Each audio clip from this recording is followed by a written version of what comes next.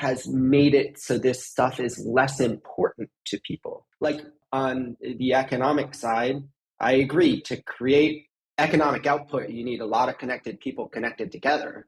But for people to be connected together, you no longer need to be able to even like guarantee safe physical passage from one place to another. I'm going to disagree with you completely on that point. I mean, technology is at the top of the pyramid. For a modern what economy, top of the pyramid? Food's at the bottom, then agriculture, then industrial materials, then you get into things like manufacturing and finance. And if you don't have all of that, the tech doesn't happen. Tech is something that is added on top that does not function if you don't have energy or food or manufacturing. Well, but tech can change the sources of energy that you use. It can make food production. Disagree. What do you mean disagree? You disagree that it changes the sources of energy that you can use? Absolutely does not.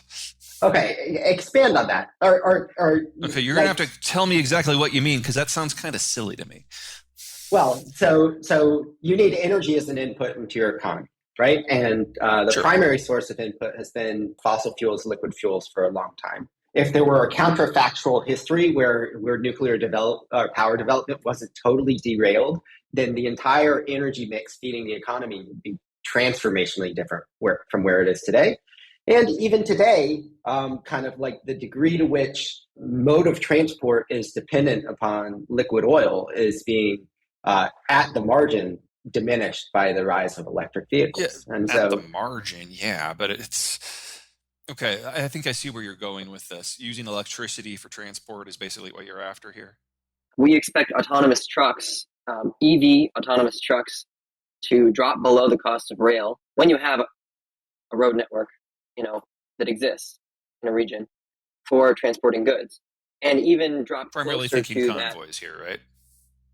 I think so, yes. Autonomous convoys. I mean, I don't have a time frame from that, but I certainly agree that that is the leading edge of EV tech in terms of application.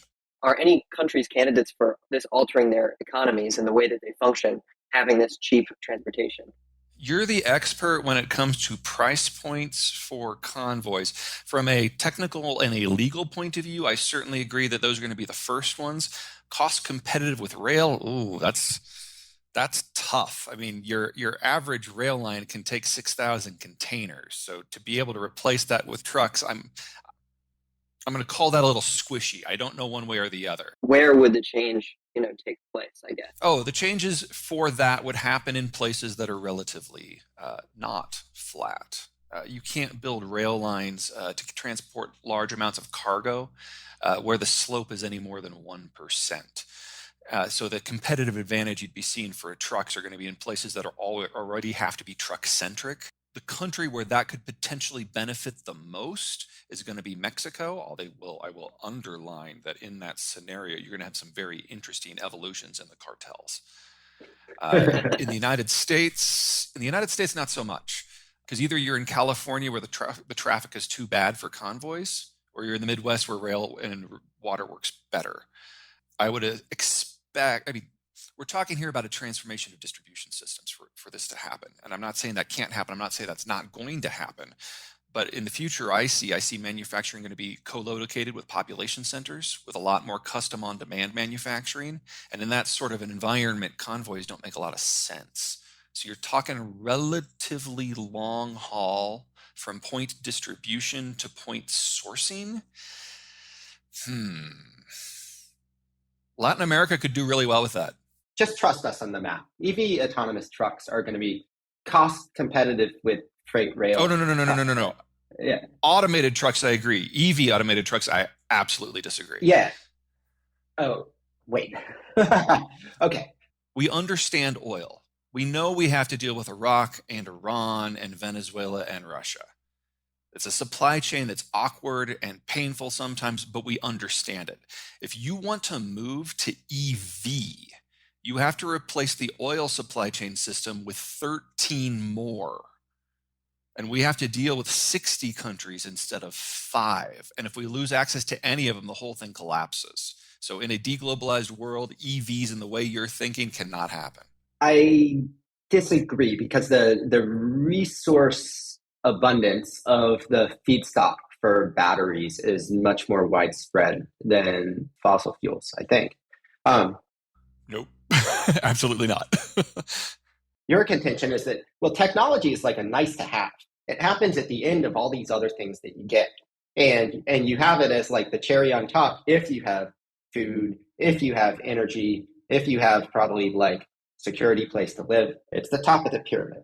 Take EV autonomous trucks. Leave aside whether or not you disagree with us on the cost structure of EVs, but imagine a freight system that is able to be much more point to point and packetized for the exact same unit cost per ton. And so instead of having to load 6,000 shipping containers on a train, move it from one place to another, break it back down into intermodal onto trucks, redistribute it out, you actually have all of those containers each on an individual truck moving from place to place. Within that scenario, you could imagine the US as a political entity breaking into lots of different political entities because you don't need as much coordination to make sure you can have that train track running through. And it's like you don't need the security for this giant bulk shipment. You have everything packetized. No. I hear what you're saying. And assuming that the numbers work out, I can't speak to that. I haven't seen your data on that. But assuming the numbers work out, we are talking about a different sort of manufacturing system that, again, has co-location between population centers and where the manufacturing is actually done. In that scenario, you're talking about the number of ton freight miles being reduced by in excess of 95%. So I'm not saying what you're saying is wrong. I'm saying you can't use any of the data we have for our current distribution system to apply that to that model, because that model fundamentally obliterates the old system. Do I think we're going in some version of that direction? Yeah. My point is not that I think that there is, again, strong technological driven reasons why manufacturing can co-locate now, whereas it couldn't before. Like you said, like you can economically do kind of just-in-time manufacturing. You can hold part inventory very inexpensively if you can 3D print the parts, and you're just holding just-in-time's going away. Right. Instead it's instead of like, hey, I'm relying on this thing to successfully ship from China by 2 days from now because it's part number 500 of my 500 part thing that I'm going to plug in right at that time. Instead, I have like actually on site when I need it, I press a button, I get the thing off the line. Like that's clearly something that manufacturers are designing towards. I would say that we're seen a quantum leap in the move in that direction right now. Right now, Hong Kong, Shenzhen, and Shanghai are offline. We don't know when they're going to come back. And this is the new normal for China because they don't have a vaccine. So anyone who hasn't already moved their manufacturing is just absolutely getting beaten about the head and shoulders right now. So what you're seeing, what you're talking about there, that transition is happening right now. Right. And it makes conceptual sense, right?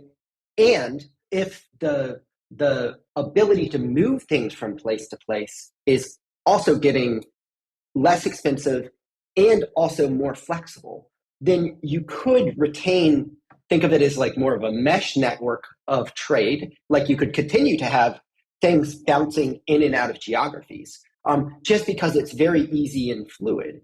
And you don't need some giant global security apparatus to guarantee it because now this is not something that we think is like technological, or we haven't underwritten this. I don't know if it's going to happen or not. But imagine if you're taking ultra super high capacity freight boats and you're splitting them up into smaller boats, right? Then you actually need less security apparatus because the boats are, if you lose a few containers rather than losing an entire giant one at a time. Yeah, number one, small ships can't make cross-oceanic trips. They just don't have the range.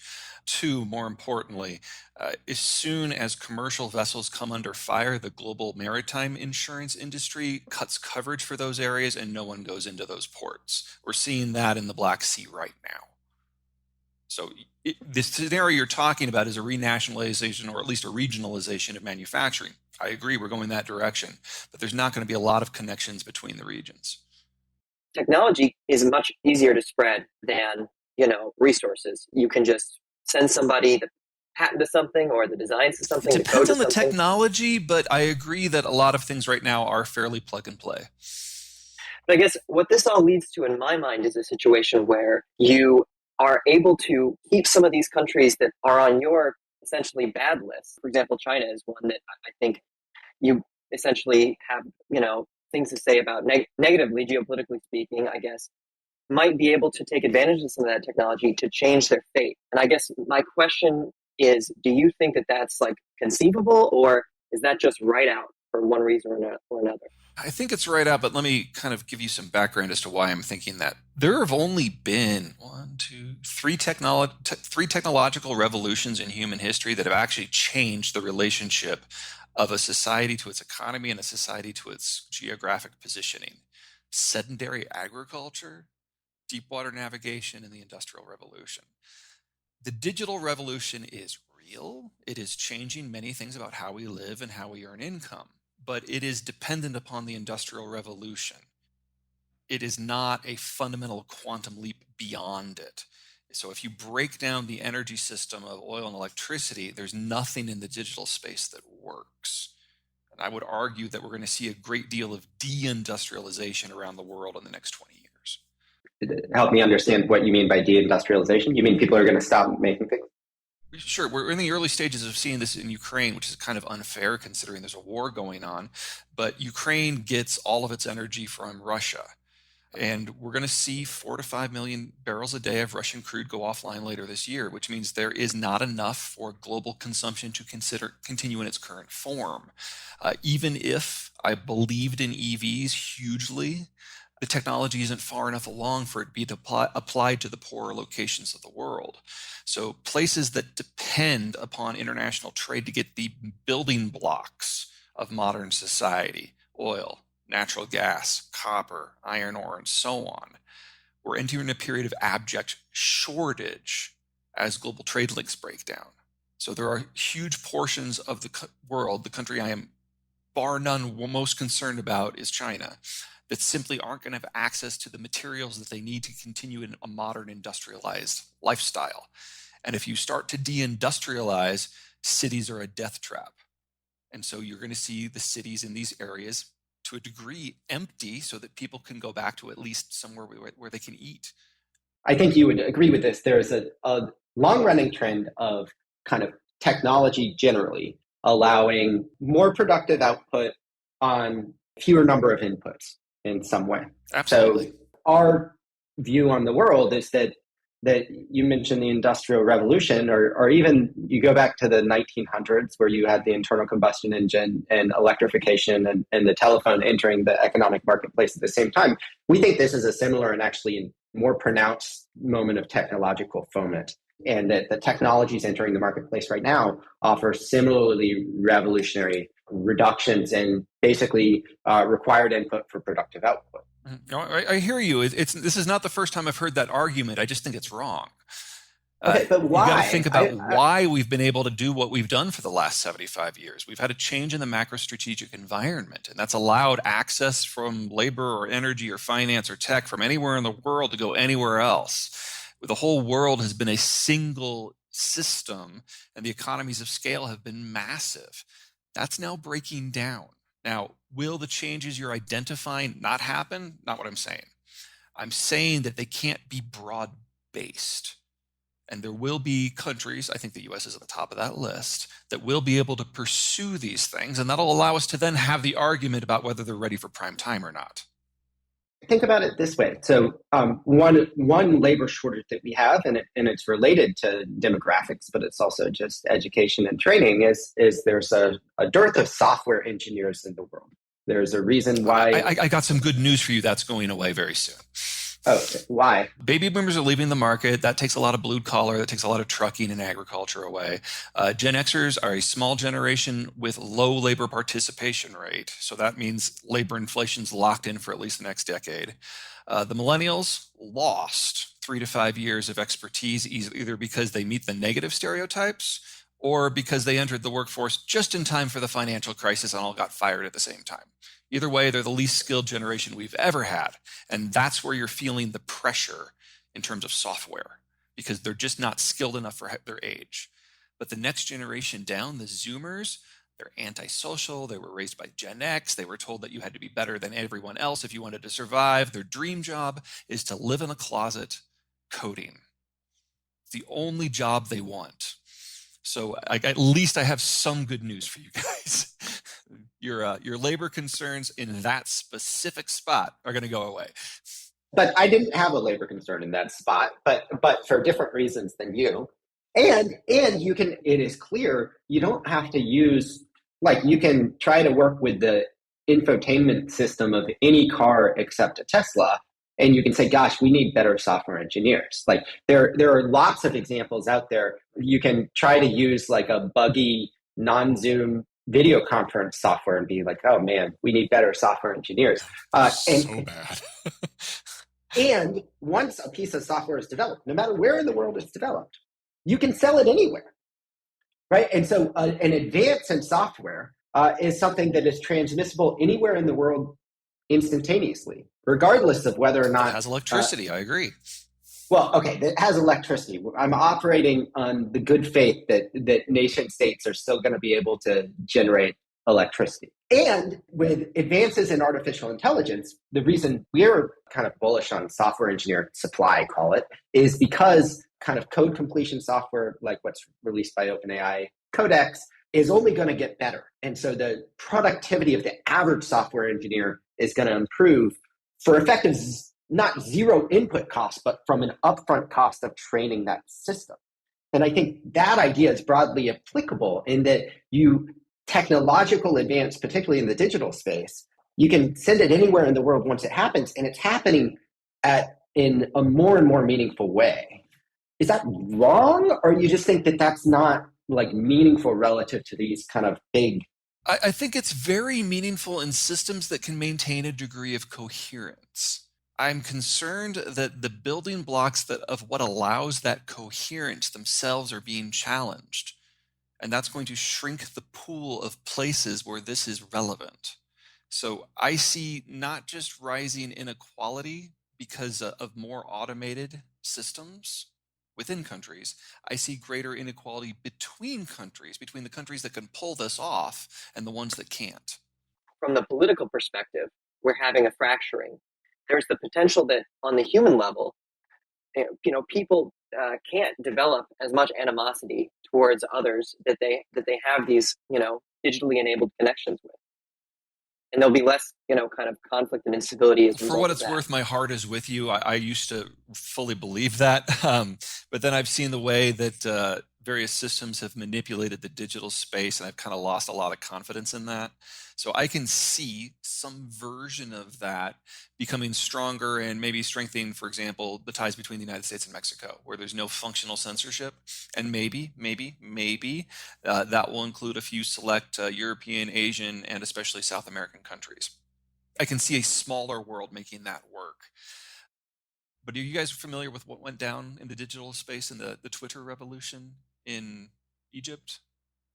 Very short version. The Mubarak dynasty were a bunch of assholes. And so when the people rose up against it, the military stood back and made sure that all the digital avenues were open. And it resulted in the Mubarak fall. 2 years later, the military was like, we don't like what's replaced it. So they cut the cables linking Egypt to the rest of the world. There were only two. And they controlled the information space.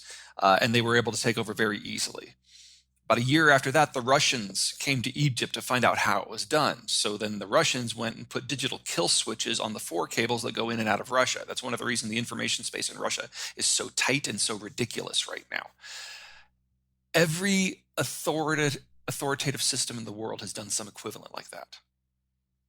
And so the degree to which you can have honest, direct, open, globalized, if you will, connections is a much smaller part of the world than you might think. And it is dependent upon governments feeling secure enough and cultures being secure enough in their identity to not limit the digital connections between them and everyone else. The technology of the moment, you have to have the receiver. So again, you have to have a system that is okay with that. So in the case of Ukraine, yeah, they're totally okay with it.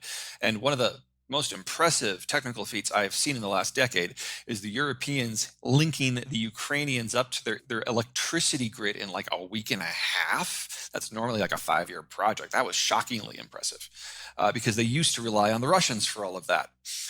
If that had not been in place, Ukraine would be in the dark right now.